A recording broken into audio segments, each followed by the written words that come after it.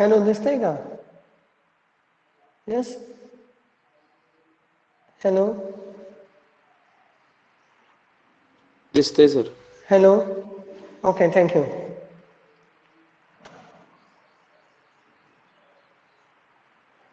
आता यामध्ये conversion of partnership firm into a limited company. Partnership फर्मचं लिमिटेड कंपनीमध्ये कन्व्हर्शन आपल्याला अभ्यासायचं आहे. पहा, इंट्रोडक्शन मध्ये काय म्हटलेलं आहे, तर when the partnership firm is insolvent, the creditors of the firm have right to recover their dues from the private property of individual partners.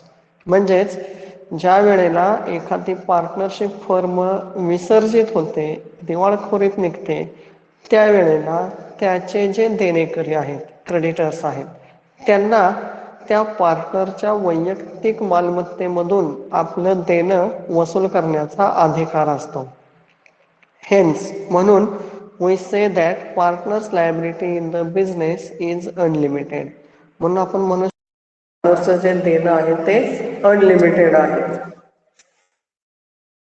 Company, आता हे जर का कंपनीच्या बाबतीत पाहायचं म्हटलं तर liability of owners that is share holders is limited to the face value of the shares. जे लायबिलिटी आहे कंपनीमध्ये, त्यावेळेला कंपनीचं जे लायबिलिटी आहे भागधारकांची, कारण कंपनी ही कोणा एका मालकीची असत नाही, तर जे जे त्या कंपनीचा ज्यांनी शेअर्स घेतलेला आहे तेवढे सगळे भागधारक आहेत, शेअर होल्डर्स आहेत, ते कंपनीचे मालक असतात. म्हणून त्या कंपनीचे जे मालक आहेत म्हणजे शेअर होल्डर्स आहेत, त्यांचं कंपनीच्या प्रती असणारं जे देणं आहे ते त्यांच्या शेअर्स पुरतच मर्यादित असतात. म्हणून in short, if the company goes insolvent, जर का कंपनी दिवाळखोरीत गेली तर the creditors do not possess the right to recover their dues from the private properties of the shareholders of the company. Company दिवाळखोरीत गेली तर कंपनीचे जे देणेकरी आहेत त्यांना भागधारकांच्या वैयक्तिक मालमत्तेमधून आपलं देणं वसूल करण्याचा कोणताही अधिकार असत नाही. म्हणून hence to safeguard the private property from the business risk, the partners may change their firm into a limited company. मग वैयक्तिक मालमत्तेमधून वैयक्तिक मालमत्ता आपली सुरक्षित राहावी म्हणून जे भागीदार आहेत ते भागीदार आपल्या भागीदारी संस्थेचं लिमिटेड कंपनीमध्ये रूपांतर करू शकतात. The purchasing company takes over the assets and liabilities of the firm in a return for purchase price as agreed between two parties.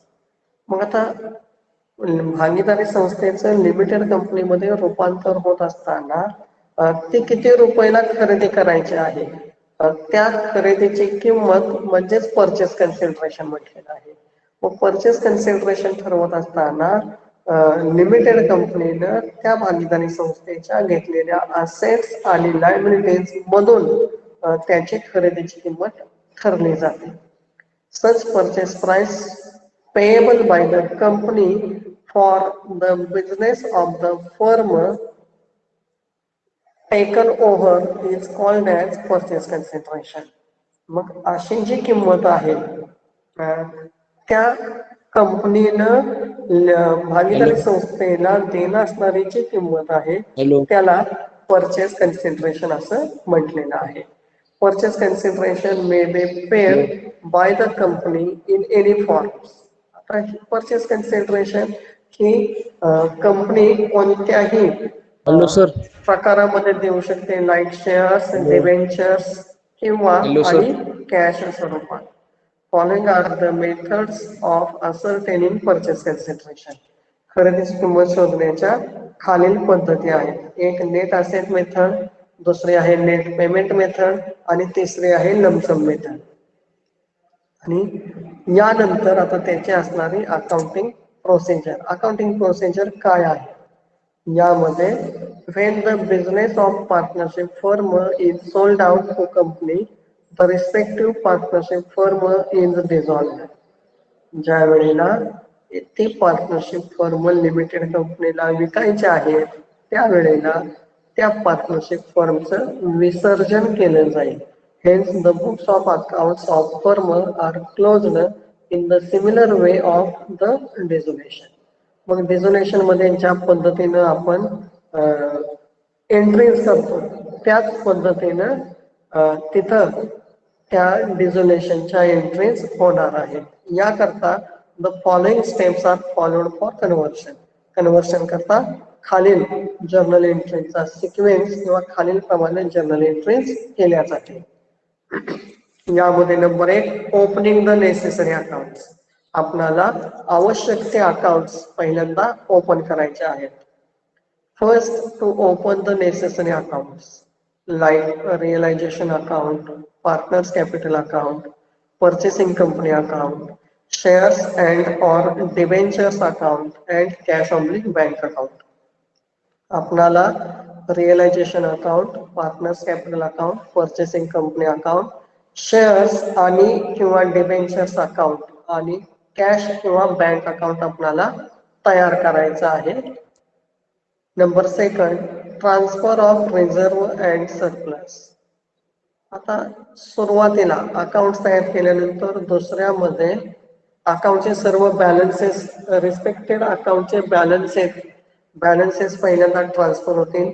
ते झाल्यानंतर त्या बॅलन्स शीट मध्ये जर का अक्युमुलेटेड रिझर्व किंवा प्रॉफिट असेल तर हा रिझर्व किंवा प्रॉफिट त्या पार्टनर्सना त्यांच्या प्रॉफिट शेअरिंग रेशो मध्ये ट्रान्सफर केला जाईल. याकरता एंट्री होईल general reserve account debit, profit and loss account debit to partners capital account. Narration being balances transferred.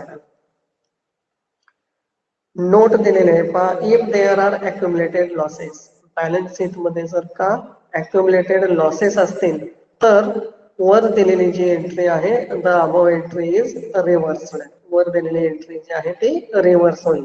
म्हणजे एंट्री होईल partners capital account debit to profit and loss account. Number 3 आहे transfer of assets. All the assets appearing in the balance sheet of the firm, whether not taken over by the purchasing company, to be transferred to realization account at their book values. म्हणजे balance sheet मध्ये असणाऱ्या सर्व assets limited कंपनीने घेतलेल्या असू देत किंवा नसू देत, संपूर्ण असेट्स त्याच्या मूळ किमतीनं ट्रान्सफर होतील रिअलायझेशन अकाउंटला. याकरता एंट्री होईल realization account debit to sundry assets account. Narration being assets transferred. Number 4 सांगितलेला आहे current and drawings account balance. जर का प्रॉब्लेम मध्ये करंट अकाउंट किंवा ड्रॉइंग्स अकाउंटचा बॅलन्स असेल तर if the balance sheet of the firm shows any current accounts balance or drawings account balance, they should be transferred to capital accounts of the respective partners. मग असा current account किंवा drawing अकाउंटचा balance त्या पार्टनरच्या capital अकाउंटला transfer होईल. 5वी step transfer of liabilities. All the external liabilities appearing in the balance sheet should be transferred to realization account. ज्या पद्धतीनं असेट्स सगळ्या ट्रान्सफर केलेल्या आहेत त्याच पद्धतीनं लायबिलिटीज देखील रिअलायझेशन अकाउंटला ट्रान्सफर होतील. याकरता एंट्री असेल sundry liabilities account debit, RDD account debit to realisation account. म्हणजेच संपूर्ण लायबिलिटीज अकाउंट डेबिट पडेल. प्रॉब्लेम मध्ये क्रेडिट डेटर्सला जर का आरडीडी असेल तर डेटर्स हे मूळ किमतीनं रिअलायझेशन अकाउंटच्या डेबिट साईडला जातील आणि आरडीडी रिअलायझेशन अकाउंटच्या क्रेडिट साईडला येईल. Narration being liabilities transferred. Number 6 इथं संपूर्ण बॅलन्स शीट पहिल्या स्टेप मध्ये ट्रान्सफर करायचे आहे. यामध्ये अकाउंट तयार करायचे आहेत. अकाउंट तयार केल्यानंतर संपूर्ण बॅलन्स रिझर्व सरप्लस असेल तर तो ट्रान्सफर होईल. असेट्स रिएलेशन अकाउंटच्या डेबिट साईडला ट्रान्सफर होतील, लायबिलिटीज रिएलेशन अकाउंटच्या क्रेडिट साईडला ट्रान्सफर होतील आणि जर का रिझर्व किंवा सरप्लस असेल तर तो त्यांना वाटला जाईल ड्रॉइंग किंवा करंट अकाउंटचे बॅलन्सेस त्या पार्टनरच्या कॅपिटल अकाउंटला ट्रान्सफर होतील. पुढची स्टेप आहे नंबर 6 परचेस कन्सिडरेशन ड्यू. पहिल्यांदा परचेस कन्सिडरेशन कॅल्क्युलेट केली जाईल. त्याच्या 3 पद्धती सांगितलेल्या आहेत, net asset method, net payment method आणि लमसम मेथड. यानं येणारी परचेस कन्सिडरेशन आपण येणं असल्याबद्दल, कारण आपण in the books of partnership firm entries पाहतोय म्हणून लिमिटेड कंपनीकडून परचेस कन्सिडरेशन येणं असल्याबद्दल एंट्री होईल limited company account debit to realisation account, narration being purchase consideration due. Number 7 आता ही परचेस कन्सिडरेशन येणं असल्याबद्दल एंट्री केल्यानंतर पुढची एंट्री आहे रिसीट ऑफ परचेस कन्सिडरेशन. ही परचेस कन्सिडरेशन मिळाल्याबद्दल एंट्री होईल shares in limited company account debit, debentures in limited company account debit, cash oblique bank account debit to limited company account, narration being purchase consideration received. आपणाला purchase consideration कोणत्या स्वरूपात मिळालेली आहे?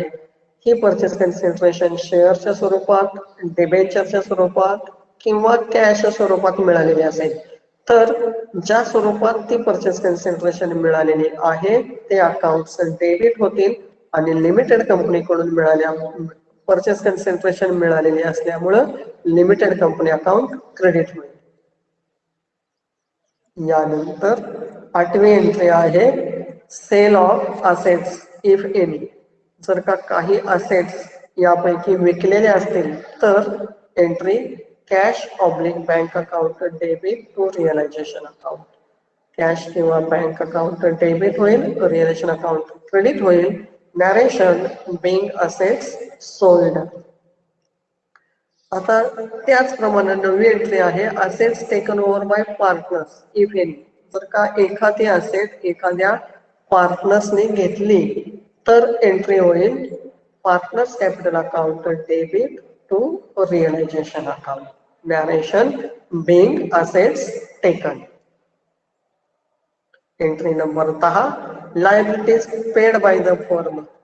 एखादी liability limited कंपनीने घेतलेली नसेल तर ही लायबिलिटीज पेड केल्याबद्दल एंट्री करायची आहे आणि एंट्री होईल realisation account debit to cash oblique bank account, narration being liabilities paid.